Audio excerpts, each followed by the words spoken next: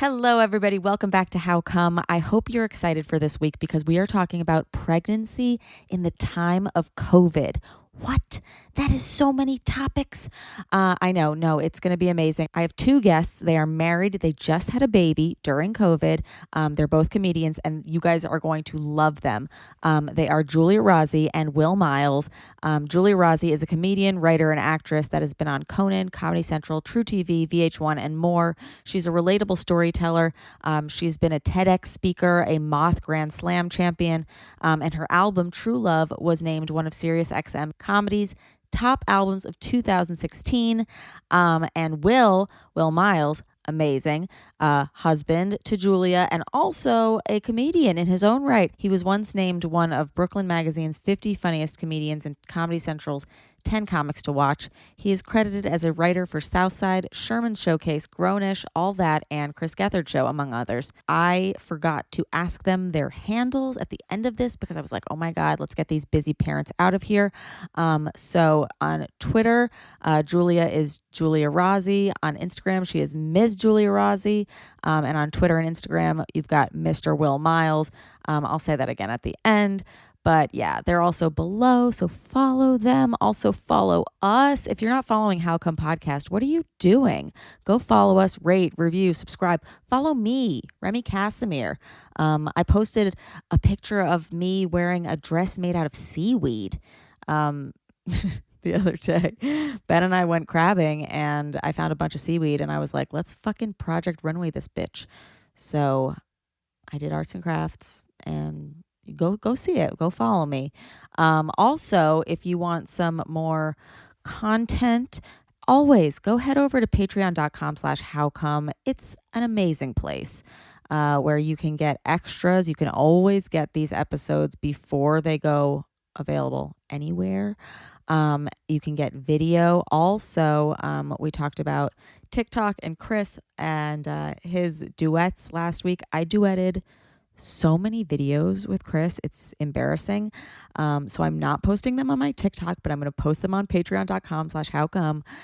So if you want to see us doing some love scenes, we break up sometimes. Sometimes we are like at a rock concert and we are like friends and he has to like flirt with me so that my ex like gets jealous, or like sometimes we are just Wendy and Peter Pan. He does a lot of Disney stuff. Speaking of Disney, howcomepodcast.com, go get that sweet Disney merch. I want to give a big shout out today to Helix Sleep. Take their 2-minute sleep quiz. They'll match you to a mattress that will give you the best sleep of your life. Find your perfect mattress at helixsleep.com/howcome. Also, thanks to Sweet Vibes for supporting How Come. Get 15% off all toys when you use promo code HowCome at sweetvibes.toys. That is sweetvibes.toys. Promo code HowCome. You're going to love it. Yeah. And rate, review, subscribe. And if you have any questions, just write to us on Instagram and we'll answer them. Maybe we'll even get Will and Giulia back for some follow-up questions. We've been doing that this season, and that's been fun. Oh, one more thing before I leave you for this episode. We have an amazing coming out day event forum coming out October 11th. Oh my God, it's so soon. Which is also Hallie and Annie's birthday from Parent Trap, but that is neither here nor there. Coming out day. It's going to be me, Ashley Gavin, and GARA LONNING from the We're Having Gay Sex podcast, and Paige Cole from Are You the One, the Bi and Pan season.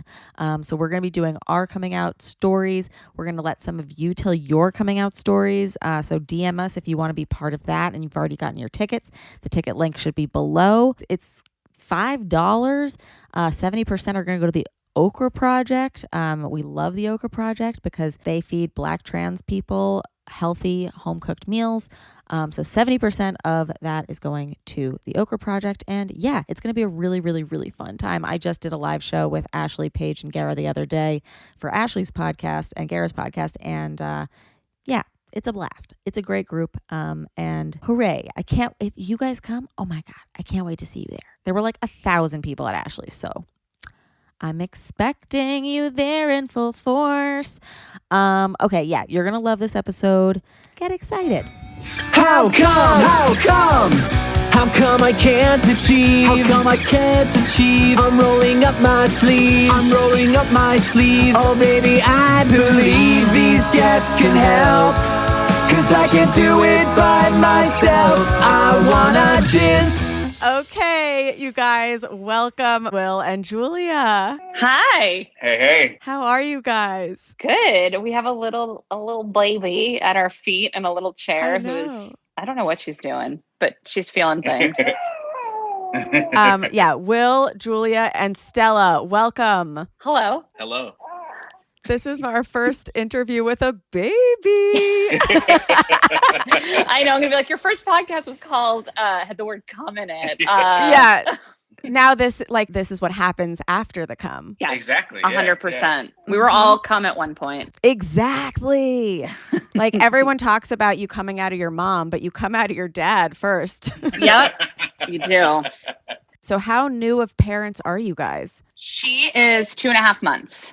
11 weeks. Wow. Which is like, it's weird because kids they're weeks and then they're months and then they get to years and then that's us. But it's like right now when you see a baby and you're like, how old? And somebody says 18.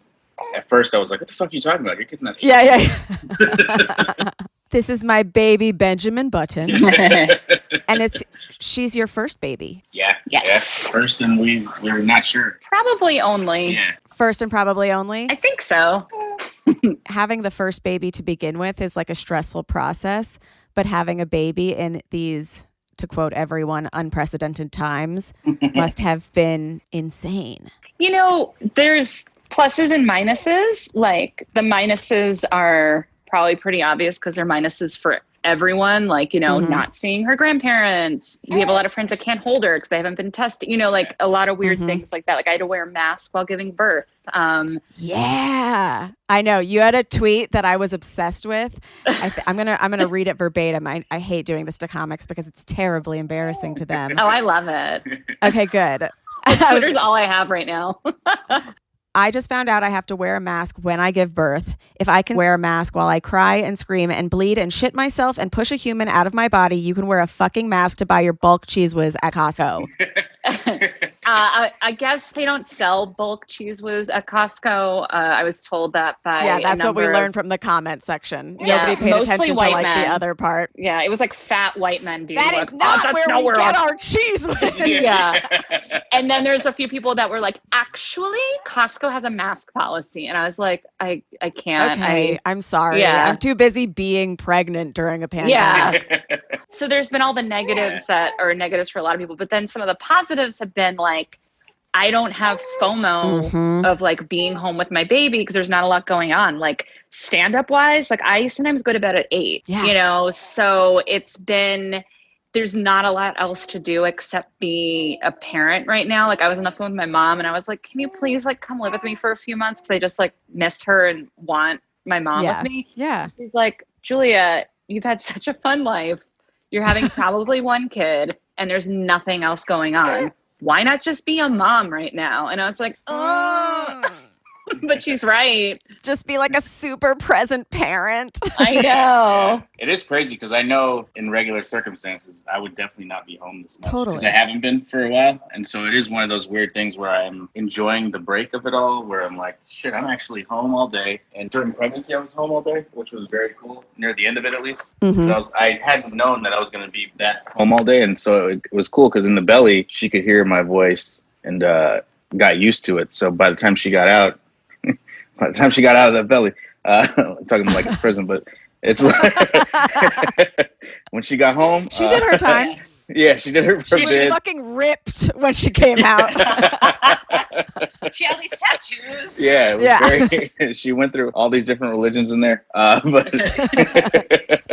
when she got out, she like knew my voice, and I'm here all the time. So it is like I'm enjoying the fact that any work I have is on Zoom. Because I leave the Zoom meeting right away, come back and be with my family, and I know I couldn't do that normally. Yeah. So I'm like, this is actually kind of dope for me, even though it really sucks because I can't see my family and I can't go to like, if there's funerals, I can't go kind of thing. So it's like, shit, this kind of sucks. You couldn't do a gender reveal that set the whole West Coast on fire. Also, like one of the cool things about, I think, being quarantined for a good portion of my pregnancy was like, it's not like I was going to a job or comedy clubs and interacting with people I don't like. Yeah.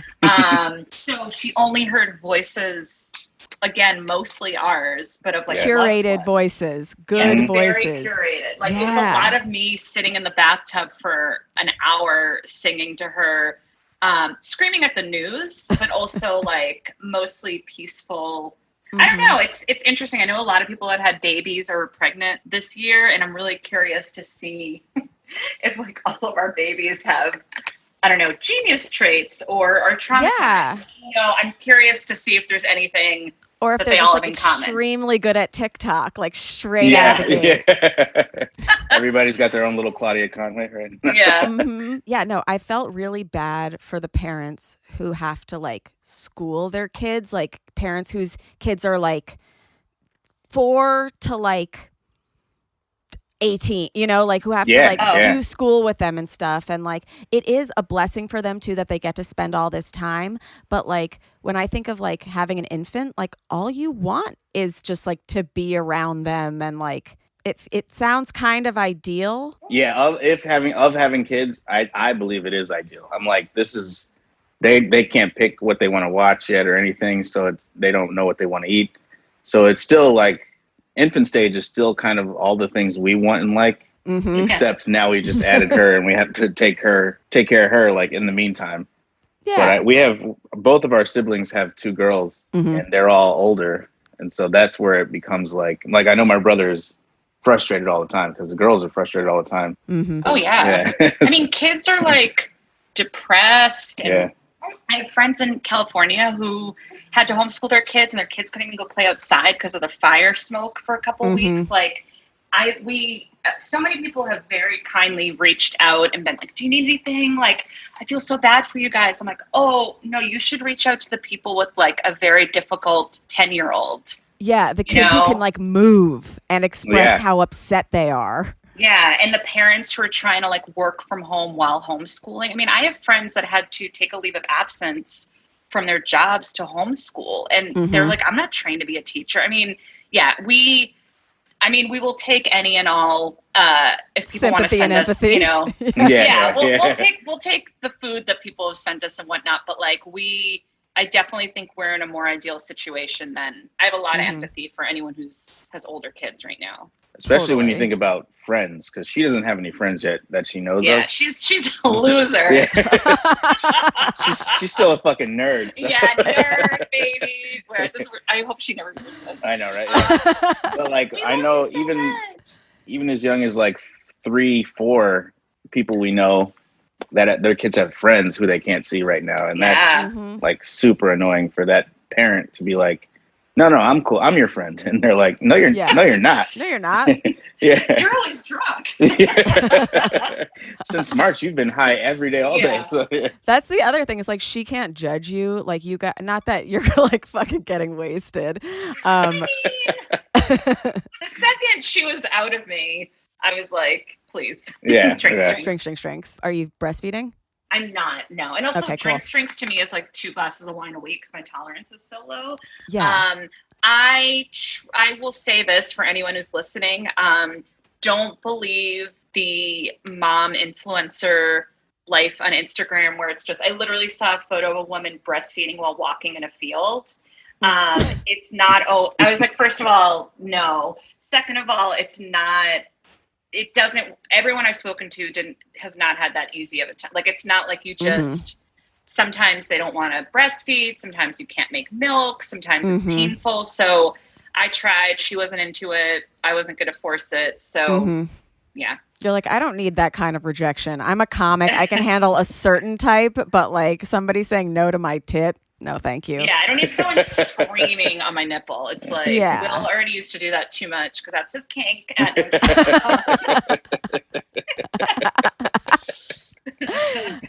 But yeah, no, she can't. If you want to have drink, she can't judge you. If you guys want to bang, is there trouble? Does she judge you from the crib? She does, yeah. It's just difficult because we're pretty much in the same room with her all the time. Yeah. And I maybe it'll change, but I'm not in a headspace where I'm like, the baby's in the bassinet sleeping right next to me. Yeah. Fuck me. You know, like it's just, I don't know, maybe call me crazy, but it's just not. It's not your kink. Yeah, that's not my thing. You're like, I don't like three ways with my child.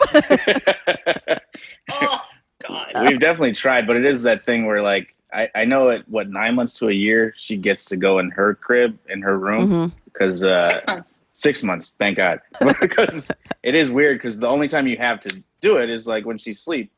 And then you're like, great, she's asleep. But where she sleep? Directly next to the bed. So it's like, all right.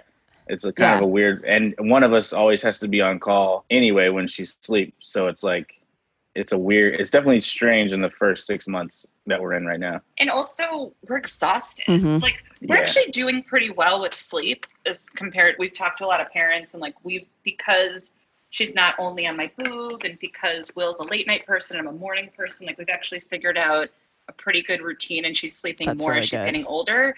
However, I don't know about you, but like I'm an 8 hours a night person and I mean 8 hours uninterrupted.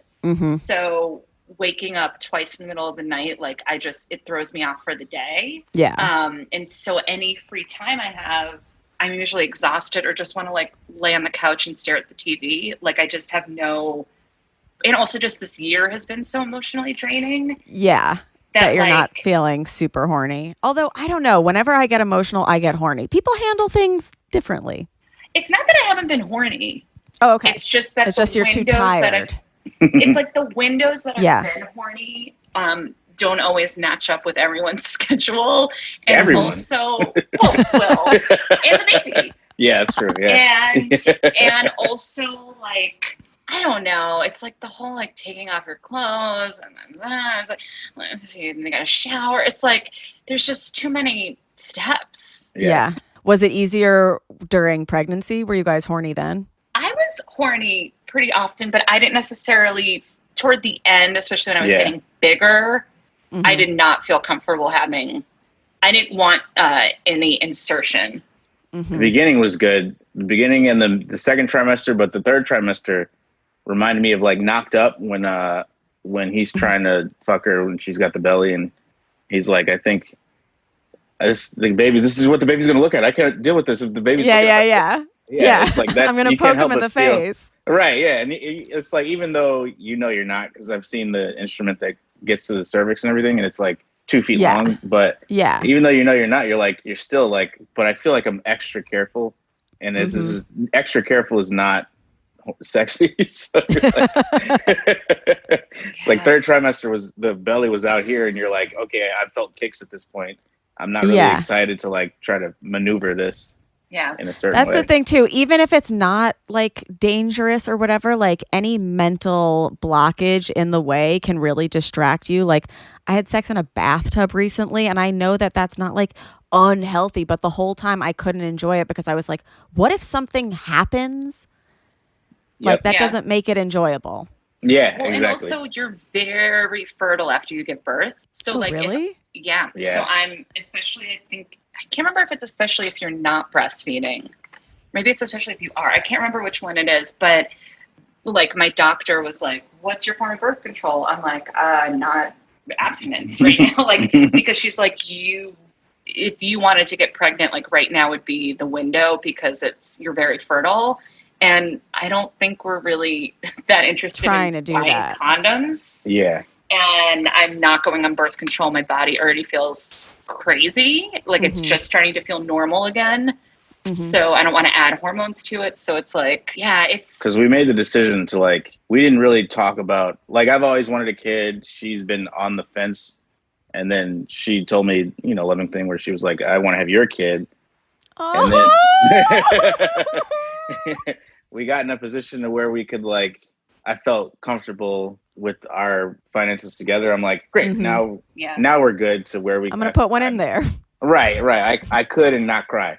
And I also felt just like mentally, I mean, I'm sure a lot of women feel this way, maybe not, but I don't think it's discussed a lot, but like, depression, anxiety, trauma, being selfish, quote unquote selfish. Like there's just a lot of reasons where I was like, I don't think I'm going to be good at this. Mm-hmm. And then I was like, the more people you meet, Yeah. I'm really good at Yeah. this. Even the financial stress, you're like, that was unimportant too. Because I know people who make like not much, and they're still great parents, and you're like, yeah, it truly doesn't matter how much you make, or all that shit we had in our minds, or at least I had in my mind, was like not. It was not worth it to worry about, and we could have tried years ago. But since that day where we decided, it was probably like 2-3 years ago, it was just like, it's a wrap on any form of birth control.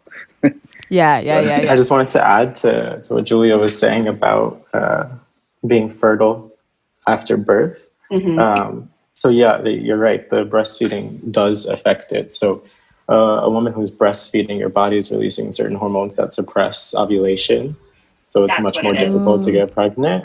But even still, if you're not breastfeeding, usually ovulation returns somewhere around 6 weeks after birth.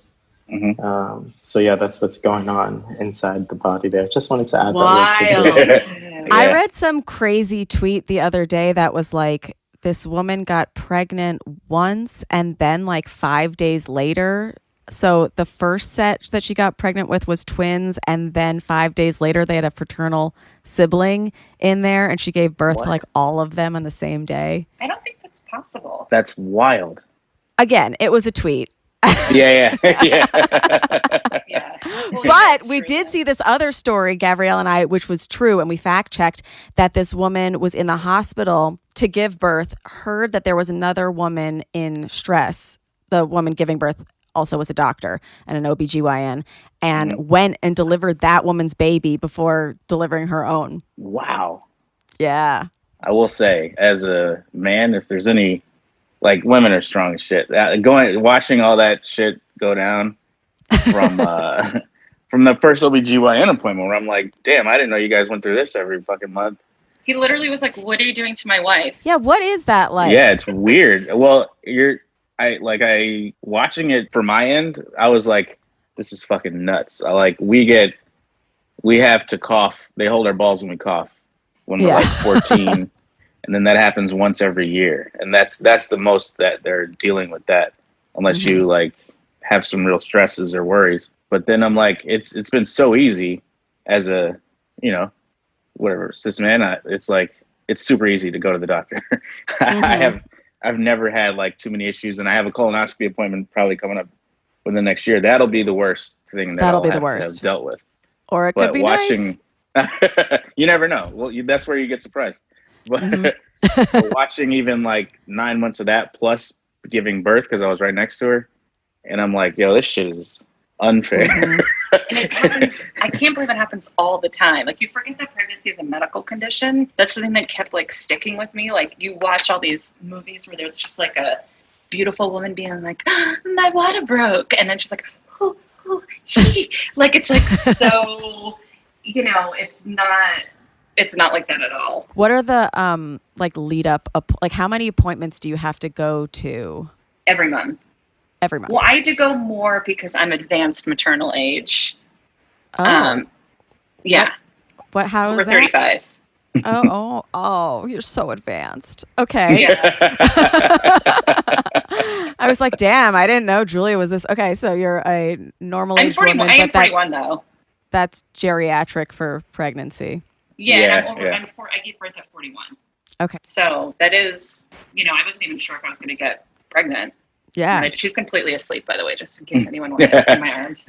I think she's really great with podcasting. Yeah. She's like, She gets boring. Somebody told me the other day that I should just talk people to sleep, and I was like, that is not something a podcaster wants to hear.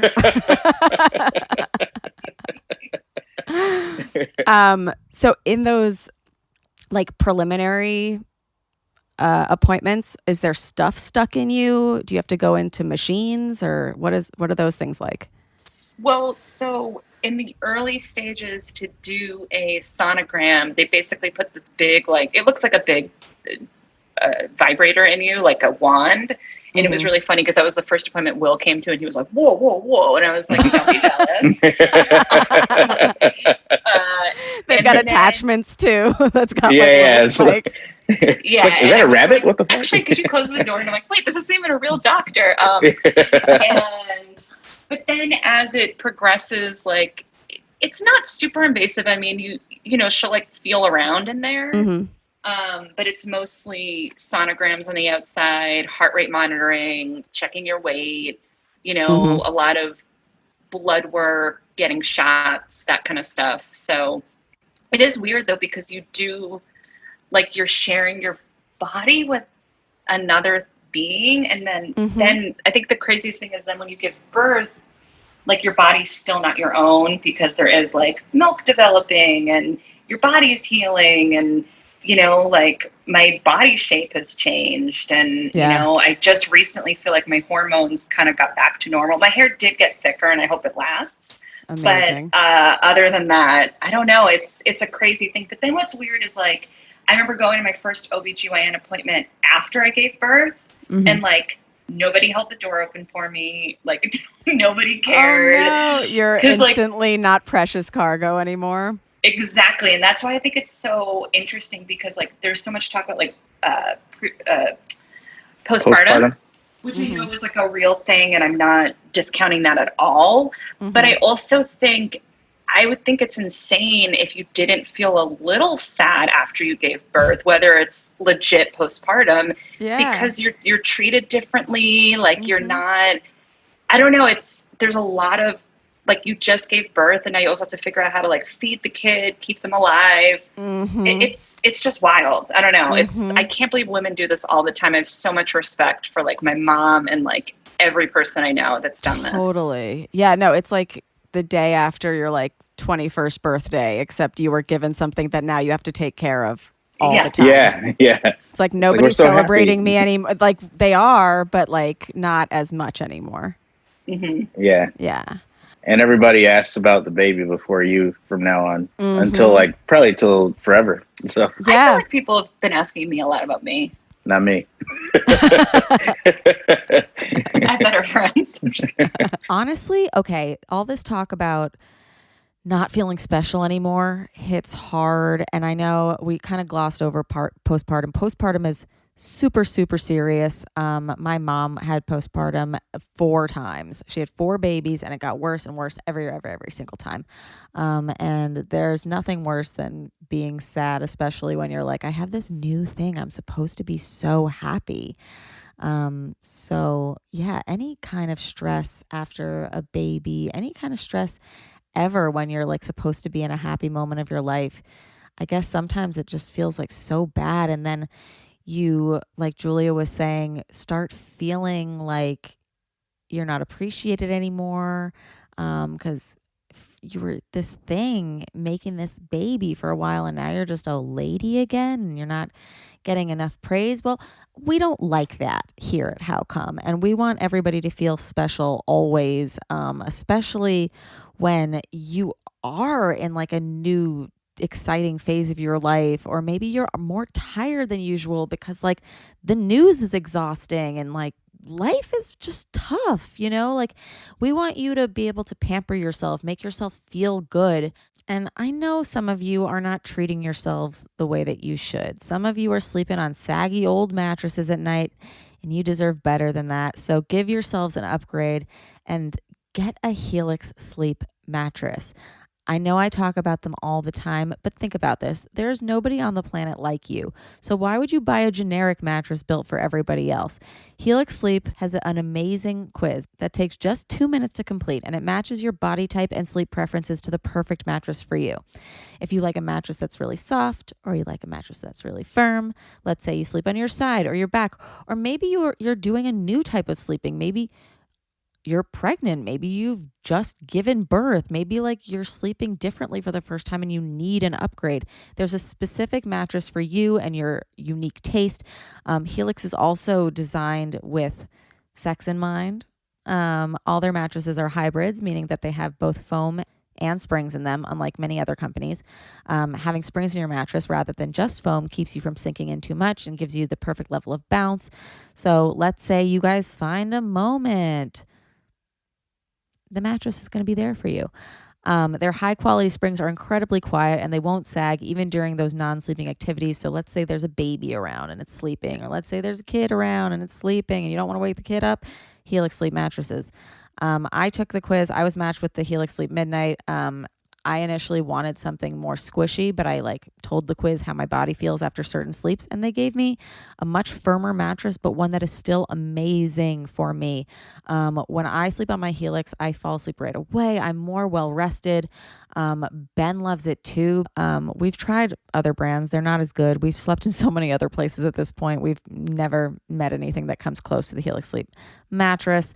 And yeah, I think if you want to take good care of yourself, pamper yourself, sleep takes up half of your life. So go to helixsleep.com/howcome, take their 2-minute sleep quiz, and they'll match you to a customized mattress that will give you the best sleep of your life. They have a 10-year warranty, and you get to try it out for 100 nights risk-free. They'll even pick it up for you if you don't love it, but you will. 100 nights? That's amazing. Helix is also offering up to $200 off all mattress orders and 2 free pillows for our listeners at helixsleep.com/howcome. That is Helix, HELIX, sleep.com/howcome for up to $200 off.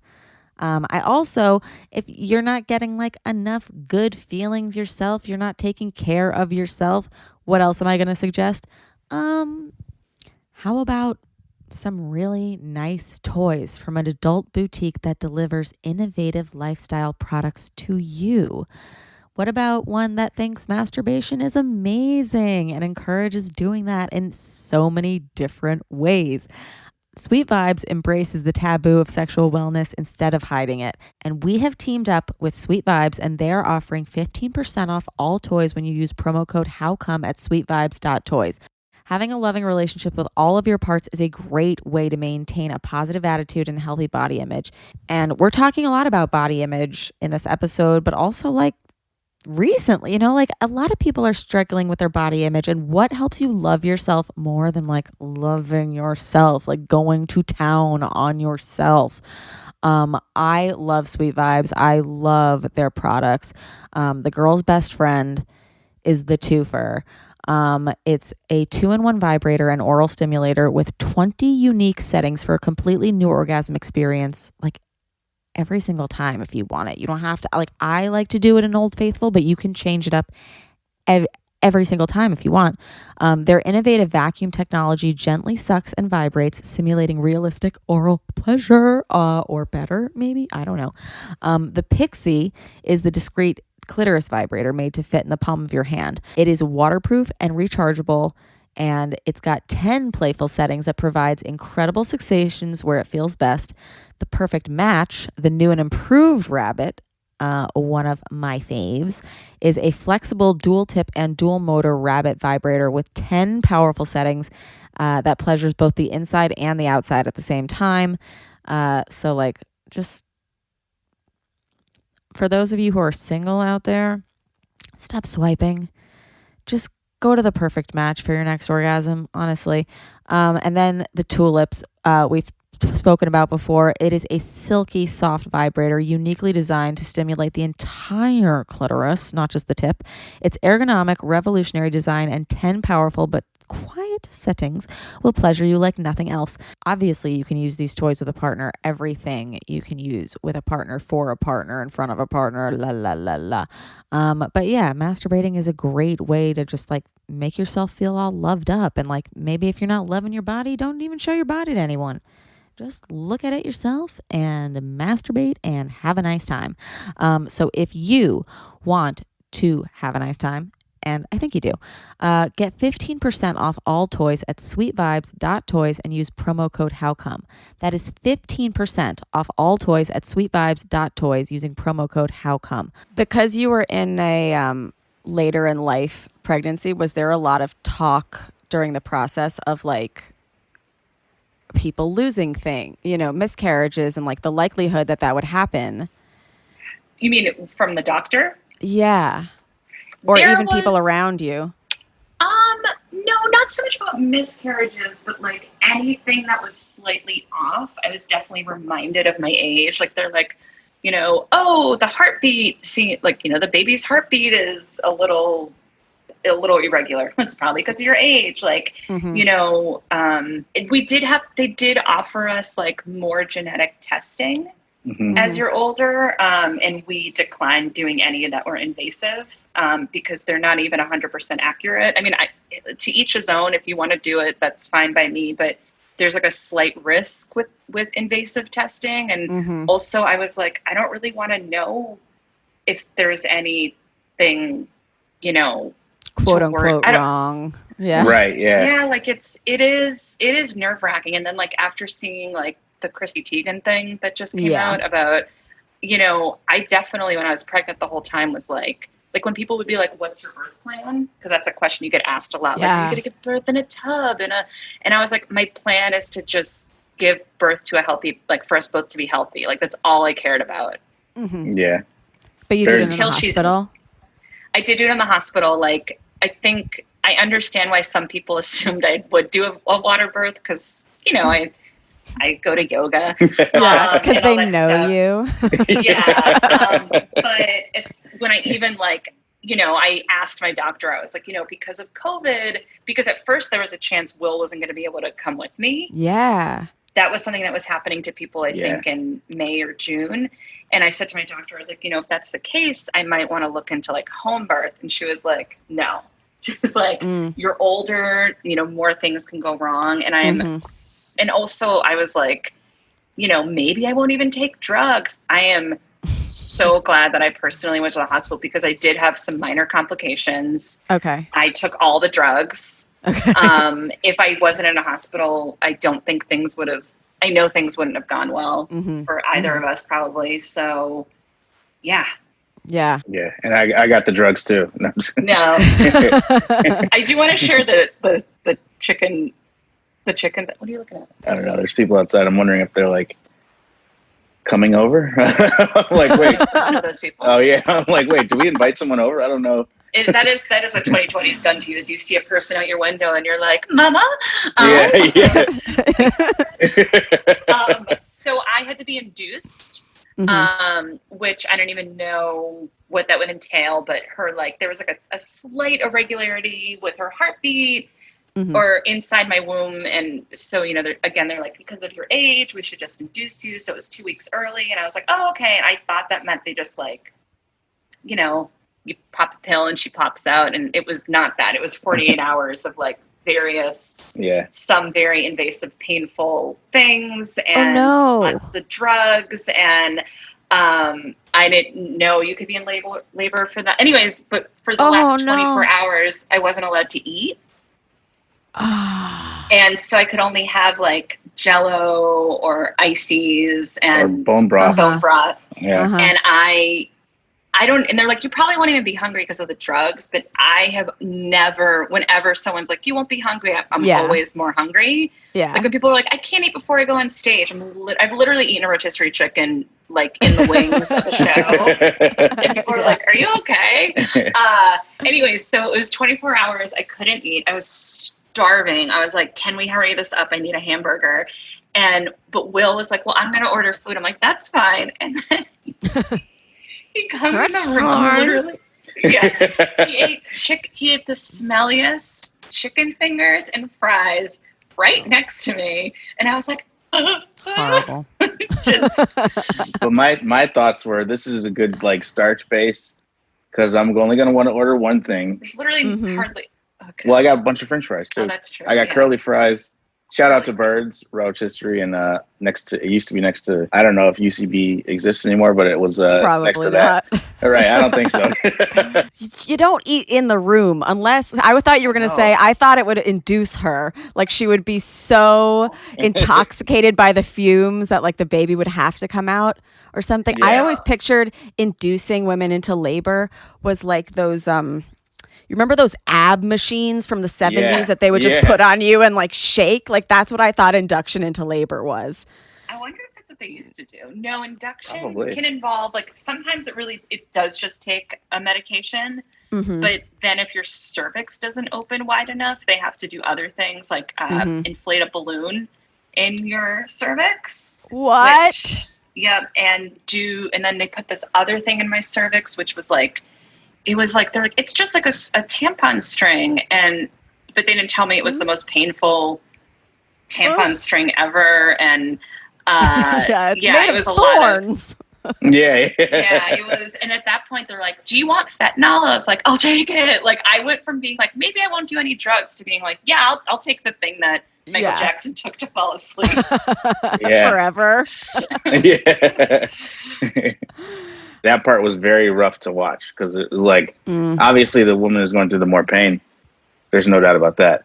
But also coming into it from not knowing anything to then discovering induction and then seeing her go through it, I'm like, good God, man, this is like a hell of an experience for her. Yeah. And I almost fainted. That's honestly why I needed the chicken tenders. I was like, And for anyone listening, like, I don't want you to be afraid if you have to get induced. Like, not everyone has to do it for 48 hours. Not everyone has to do the painful parts. But like, I don't know, when we took the pre-pregnancy Zoom class, I didn't even pay attention during the induction part, because I'm like, I'm not going to have to be induced. And I really wish I listened.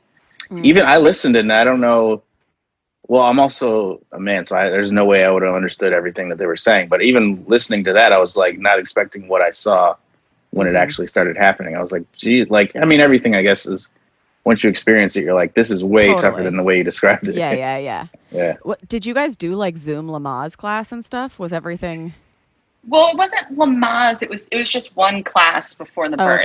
Okay. And it was on Zoom, and it was, I mean, I was texting on my phone. Like, it was hard to pay attention on Zoom. And it would normally have been several classes in person.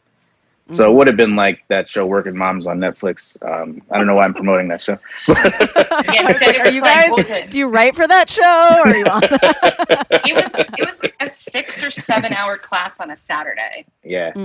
That you could order food. We ordered bagels and shit. We're at home. So it's like, it's hard to be like, we're so focused on this class. Nice though. You don't have to like waddle to class. Yeah.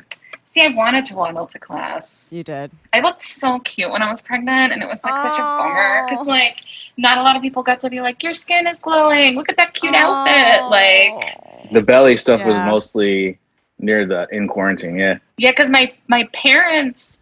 So the last time I saw my parents and his parents was December, and that's when we told him I was pregnant, and I was I think 2 months, 2.5, maybe almost 3. Almost like 3 months at that point. So there wasn't really a belly at all. So our parents never got to, like, I know it's like a very small thing, but like my mom never got to put like her hand on my stomach and feel her kick. Yeah. And it's like that, it's a small thing, but it just reminds you of like all the tiny sacrifices we've all made this year of like, you forget how, I don't know, it just makes you appreciate stuff. Like when I finally see my mom, especially, I'm going to lose my mind. And she finally gets to smell her head. I know. Like, that's Can't wait. So nice. Both of our siblings have gotten to smell her head, but not their kids or their spouses, and not either parents. So it's only been her sister and my brother have smelled her head, so they have to kind of report back. Got tested? Yeah, they individually, and they're visited. They're both in their 40s. They're both like everyone's on the East Coast. Very protective, yeah. And we're on the West Coast. Yeah. Okay. Yeah. Cool. Well, you know what I was going to say too is like I've kind of liked the fact that I can't visit certain people's kids, because now when you like see them and they're 2 years old, it's like, oh my God, I haven't seen you in such a long time, but it's not because I didn't want to. Yeah. But stand up, obviously, you guys are doing online shows, or all your work is online. Has that been okay? Yeah, I've done like a handful of online shows. I'm always like kind of drag my feet to do it, and then they always end up being kind of fun. And then I've had a few like here and there gigs from home and like auditions from home, but I don't know, it's just weird. Like I definitely miss getting dressed for things. It's like a huge thing, and I miss performing, and I miss just, I don't know. I miss a lot of things. But then at the same time, I also, it's been kind of good to step back a little bit from this business and sort of, I feel a lot more in touch with my original goals and purpose. Like, I think when I first started entertainment, I was very much about like, I want to connect with people. I want to like make a difference. I want to, and then my ego got involved. And unfortunately, I think at times I definitely got like under the spell of like comparing myself to other people and like, why wasn't I asked to do that? And like, do I have to do a pregnancy special now because everybody else has? Like, just, and like a lot of bullshit. And so I am very curious about what my future holds, because I don't think my career will be the way it can't be the way it was. I feel a lot less petty, so I'm excited. And also she's already changed it so much. Like I have such a different perspective and stuff. I've written so many jokes about her. Yeah, exactly. I did want to do more stand-up pregnant though. Like maybe not a special, but I was. Oh no! Uh-oh. Good morning. You have a cute little scream. Will, did you take any pregnancy photos so that Giulia could remember how cute she was? We've got like I had some artist friends. I commissioned some of their art too. Like actually Lily, you know her, right? Yeah. Yeah, Lily did a painting of her pregnant. Mary Houlihan did a painting of her pregnant. Those are the only ones I commissioned for now. But I'm like, I have photos that I sent out, and I was like, you know what, nobody's getting to see this, so I kind of want to make it forever, and the picture's forever, but a painting is more forever for me because we're both like hippy dippy artist types. So, so I did it was get nice. That one. I was so glad because I went to the beach, I think 2 weeks before I got induced, not knowing I was getting induced. And it's my favorite picture. I'm in a bikini, but with a mask and a face shield on the beach. And I'm so pregnant. Yeah. And it just like, I think I posted it and like captioned it, like been working on my summer bod or something. And to me, that photo, I don't know, it just like summed up this year for me personally of like, totally. This is what I've been up to while wearing a mask. Yeah, but and the pictures are up in the baby's room too. So when she starts to like notice shit more, she'll be like, "Oh, is that you pregnant? Great." And then it's like, "Yeah, cool. There you have it right there." Before you can the paintings, yeah. Are either of you using that room right now, if for like alone time or anything? No, we have another room too. Oh, sick! Yeah. Yeah, we got this house.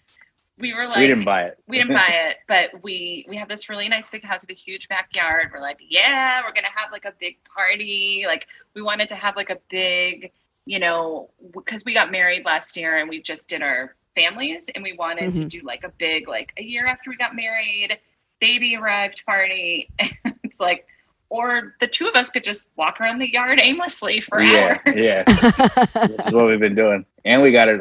Yeah. Like by the way, something that's the lick, as we say back in Chicago, is like, if you look on Craigslist, you'll probably get a good deal, get something the same price as you would an apartment, which is what we did. Totally. Huh?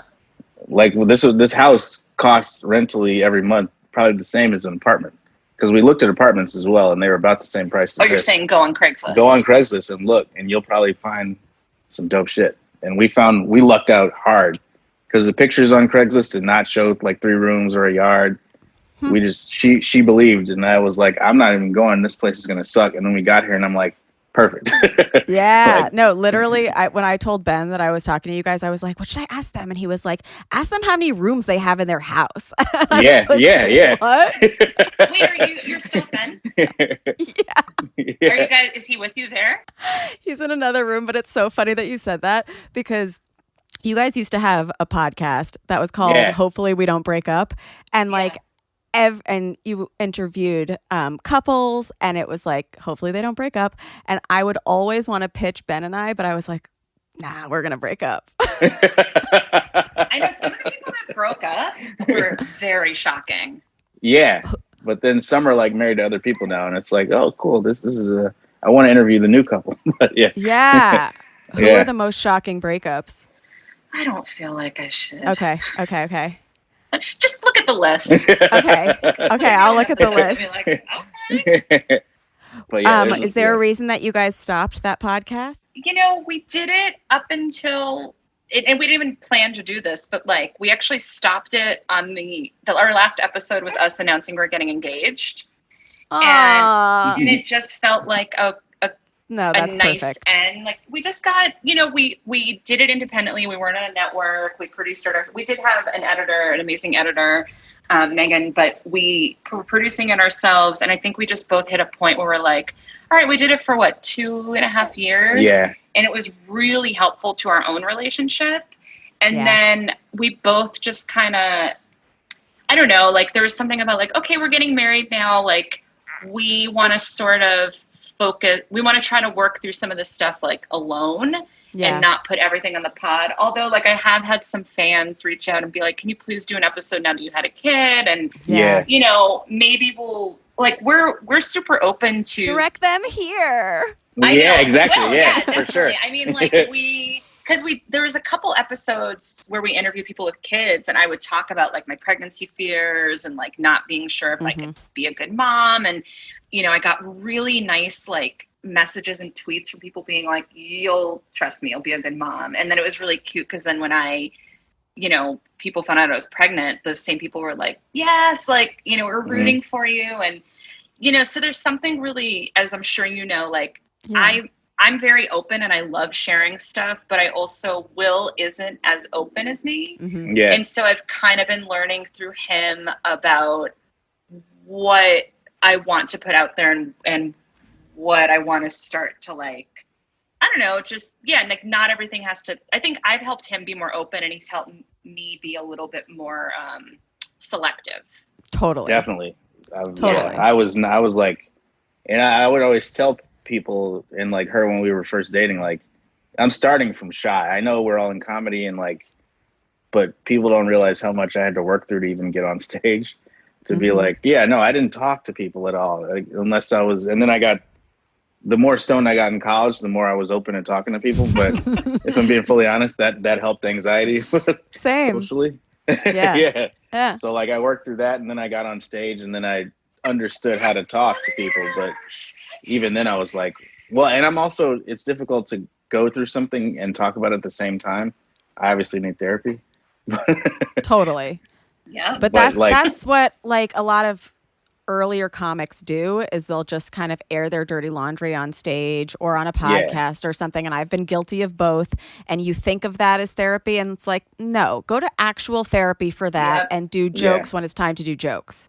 I used to sometimes teach storytelling workshops and like solo show workshops. And one of the things I always said to my students that I believe very strongly in is performing can be very therapeutic, but it shouldn't be a substitute for therapy. Yep. Because I definitely did the same thing when I first started. I would just be like, you guys, my dad, and whatever. And it's like, cool, are you okay?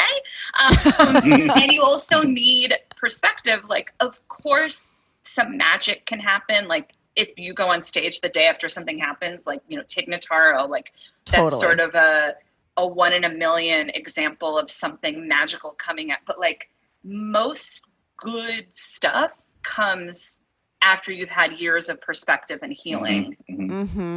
Totally. Yeah. And sometimes you can get like stuck in the weeds if you're telling a joke about something that's going on right now that convinces you that it's even worse than it is. Yeah. But I had somebody come up to me after a show once and she was like, I'm so sorry. And I was like, about what? And she's like, your whole life. And I was like, no. All that material is from like 2 years ago. I'm good with it. But like, I understand. Your whole life. Your whole everything. Like, that just sounds bad. It's the worst when you tell a joke and they're like, oh, yeah. But yeah, I feel like Ben has done that for me too. That like, I would just be like, if you're in my family or you're my friend, like you are fodder. And he's like, she pooped tonight. she pooped. Did she poop is a big question because we have a dog and a baby. And every now and then I'm like, I did. And it's like, we weren't. Yeah. No one was asking. You're not the she in this situation. we did mention the Chrissy Teigen pregnancy loss. Gabrielle, do you know about this? Have you looked into it? Okay. Because all I know is that she lost her child and she shared it on Twitter, and a lot of people thought that was inappropriate. You know, I don't think that child death is something people don't want to talk about it because it's it's uncomfortable. Yeah. And I looked through some of the comments just because I had nothing, you know, what am I going to do when I'm holding a baby? I mean, it was not a great comment section to read through while you're holding a baby. But it just mean like I've been online more than I want to just because it's usually like I'm trying to get her to sleep and I just have a hand to scroll, and also the world's on fire, so I want to know the updates.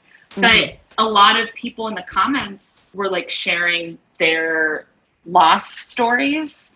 And so I think with everything with the internet, it's like things are great because you normalize stuff and you can heal and you can connect, but there's always going to be people, and it's probably people who haven't experienced loss that felt uncomfortable with it, you know? Or people who are just mad that they don't have a big following. I don't know. But like even when you consider this podcast is like a thing that you were going through that you shared, and look at how many people it's helped in that. It's like, this is sometimes it works. Sometimes, yeah. And I did that totally selfishly. And was there a positive outcome? Yes. And so when even people are doubting her motives or whatever, I'm like, does it still bring to light that this horrible thing does happen and that like parents shouldn't be ashamed because they didn't do anything wrong? You know, like often parents get shamed when you lose a baby. It's like, what, were you not doing your prenatal cares? Right. Yeah. Sorry. Right. Gabrielle's been wanting to speak.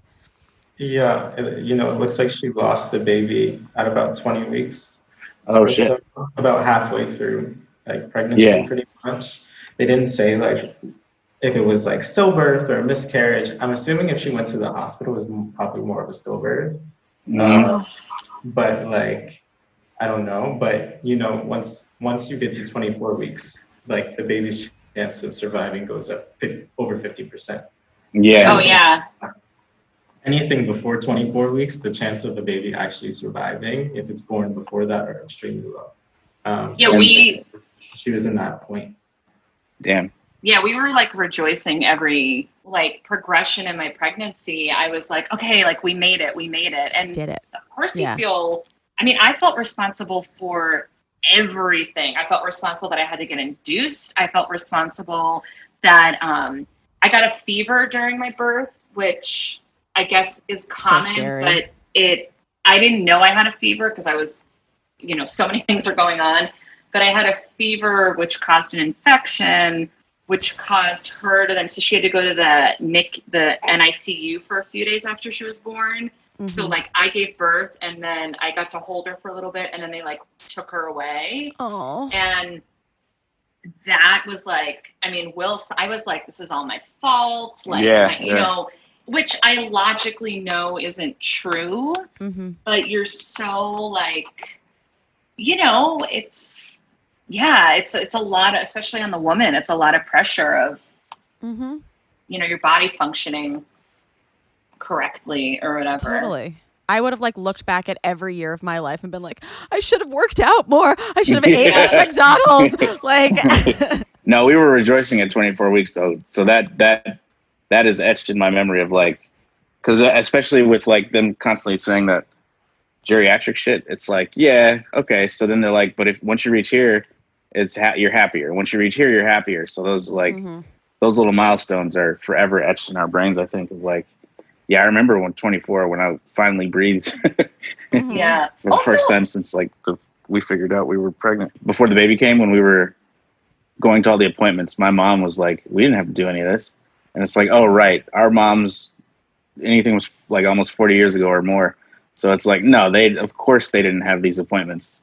Because I'm like, yeah, we're going to a 2-month appointment. She's like, whoa, we had one appointment.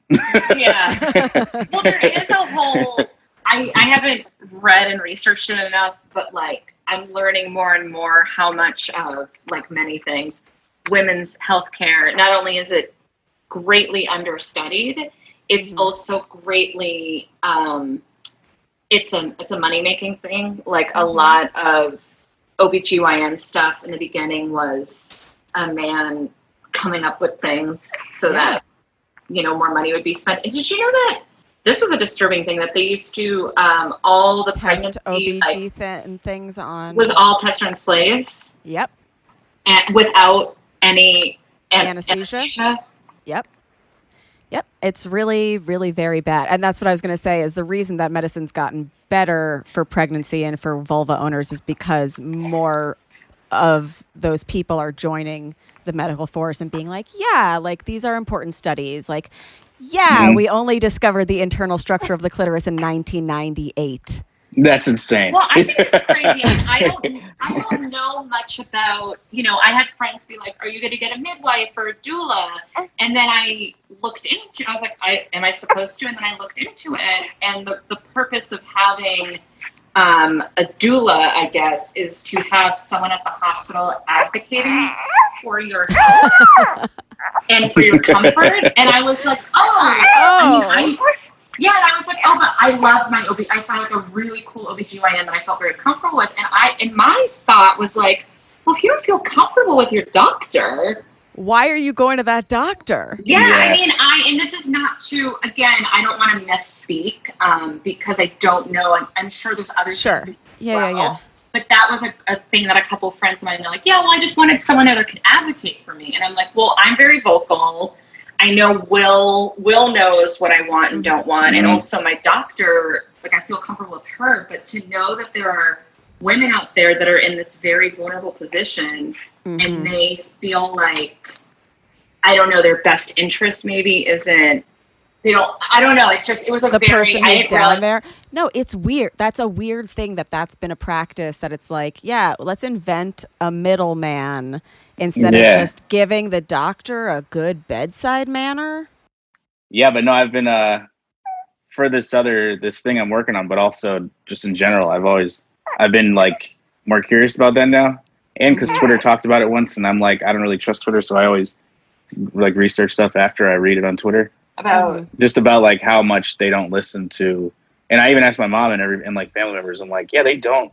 Like you could go in 20 times with like, yo, I have appendicitis. I'm sure of it, and that a lot of doctors will be like, well, you could just be complaining because you know how Black women complain. It's like what what kind of doctor? And it's a lot of doctors, which is fucked up. And then the person will die, and they'll do an autopsy, and they'll be like, yo, they had appendicitis. Why wasn't it treated? And it's like, oh, because you didn't believe her. Even though she came in 15 times. So I used to have, I'm not a woman of color, but as a woman, there's a little bit of that as well. And I used to have a very itchy butt. And for years, I couldn't figure out what it was. And I went to a doctor. This was like when I lived in New York, and I had, you know, whatever the state health insurance was. Cobra? So like, well, whenever I would go to the doctor, I would just see whoever, you know what I mean? Like I didn't have a doctor. And I remember this guy who was this older Jewish man who was wearing a yarmulke, and he had to look at my butthole, and he was like, yeah, I don't see anything. And I was like, and I also felt really weird that he had a yarmulke on. I was like, is this sacrilegious? Like, I had a lot of feelings going on. And I kept apologizing to him for looking at my butthole. And he's like, there's nothing there. And I'm like, yeah, I know. But it's just so bad that I can't sleep. Yeah. And he goes, let me ask you a question, dear. Are you mentally well? I lost it. I go, first of all, if I wasn't mentally well, how would I be able to answer this question? Second of all, I go, no, I'm not mentally well. This has all been a big ploy to go around New York City and get men to look at my butthole. And he had to, there was a woman in the room too, because like, I guess, you know, for legal reasons, he had to have a woman to advocate for you. Exactly. And I remember like, she just kind of like stood there, and he was like, okay, miss, well, I'll get you a prescription for like steroid. They was just going to use steroid cream. And like, it just, you know, it finally went away. But like, I just remember being like, am I mentally well? Like, are you? Yeah. No, there's a huge study that had been done, and it's women are generally not believed, and Black women are believed the least. Yeah. And what about Black men? Is that? We don't go to the doctor, so they don't know. Haven't looked into it I enough. had like prejudices against like being like a queer Black man. Yeah. Assuming like what my problem was, or like how, especially related to sex, I was like how I ended up in like a certain situation. Like, I had assumed that like dudes were like crazy stuff like that. Like there just needs to be more doctors of every type of person. So all the queer people who want to be doctors, go be doctors. Any person of color wants to be a doctor, go be a fucking doctor. Women, go be like it can't just be, because literally a lot of the studies about humans in general were all made on men, because they just assumed that was the norm. White men. Just the way that they assume white is the norm, when it's like, there's lots of different types of humans. That's where representation needs to change, I think. Like TV, it's like, it is nice being able to see my nieces watch Zendaya and be like, I can aspire to that. But I'm like, also, it would be greater if they could go to the doctor's office and see somebody who looks like them and be like, I aspire to that. Yeah, exactly. It's nuts. I've kept you guys for an hour, which is too long for anybody with a baby, but I do want to ask you about your first time coming experiences. Because nice. I mean, it's juicy, it's fun, and it doesn't put you guys in a parent box. It just puts you as a sexy person. Oh my God. I want to feel sexy again. I, like many, I think, young girls, started like humping everything that I could get my young Johnny legs on around. I had a 3-year-long relationship with a beanbag chair that began around, I think I was like 10, and it went on for a while. And then when I learned what I was doing, I went through all the guilt and the shame, but then like couldn't quit, that was like, I used to come a lot on that, not on it, but like from it. But I remember before that sitting on a pillow on the couch, and you don't have a memory and you don't know if it's true or not, but I think I like peed a little bit because I was about to come, because I didn't know what was going on down there. So anyway, my first coming, I don't know if I remember the exact like day and moment, but it was either with that pillow or the beanbag chair around age 10 or 11. Love it. 2 relationships. I was seeing a lot of people pillows. Yeah. What's your type? Soft. Yeah. Quiet. Yeah. Well, I think I was like, I might have been 13 or 14, and luckily I was a latchkey kid. A lot of people, I don't know if that's lucky, whatever. It means like your parents were at work, you got home and you had to like make yourself dinner and shit like that. So I had that luck in that I was alone at home when I got home. So I think mine was like, I know I had this, my brother got this magazine, Louis, he's 6 years older. So everything, it was like all his old shit. So there was this like magazine, Louis, and this is before internet porn. So there was no like video porn yet. So I didn't know that like you're supposed to shoot cum. So I got like the first time I jerked off, I guess you could say. Well, it is what it is. But but I stopped it when it started. So and that was like so many times. The first time I stopped when it started, I would be like, okay, cool. That a little bit started to come out, so that means I'm done. And then when I discovered, I think one day I just kept going and it started shooting out, and I was like, oh, that was so much better. But that was like a year or two 25. After. Yeah, that was like last year. I never knew your first coming story. Oh, yeah. I mean, I guess when will we discuss that, right? I don't know. Oh, cute. Yeah. See, you guys know everything about each other, and I just exposed one more thing. Yeah. I feel that we just shared that while holding her child. I know, yeah. I know. If you could see her face, she is doing this face. Like, what? Hey, that's how you were made. Yeah, exactly, right. Mommy was in the room. Stopping while your dad. No. That's how you were made. Yeah. He needed a lot of practice to get to you. Exactly. You guys, this has been so much fun. Thank you so much for sharing so much about yourselves and your life and your baby's cute face with me. Yeah. Yes. Want to see her one more time? Yeah. Yeah. This is like the I'm a little bit sleepy face. Baby. You're such a good one. Oh my God, she's so cute. Are you gonna run the world? You gonna run for office? Yeah. She's so cute. Julia and Will, I have to ask you this question because I have to ask everybody after a sexual experience, which this has been. Julia, Will, did you finish? Yeah. Yes. Wait. Awesome. Yeah, now I did. Yeah. Okay. Awesome. Gabrielle, did you finish? Indeed. Okay, good. I finished too. Thank you guys for coming. Thank you. Nice. On Twitter, Giulia is Giulia Rozzi. On Instagram, she is Ms. Giulia Rozzi. And on Twitter and Instagram, you've got Mr. Will Miles. So follow them. Also follow us. If you're not following How Come Podcast, what are you doing? Go follow us, rate, review, subscribe. Follow me, Remy Casimir. And we will see you next time on How Come. Goodbye. Bye. Thanks. It's not you, it's me. I try so hard to finish honestly. They say you'll know when you go all the way from A right down to O. Oh no, I think that I still got a ways to go.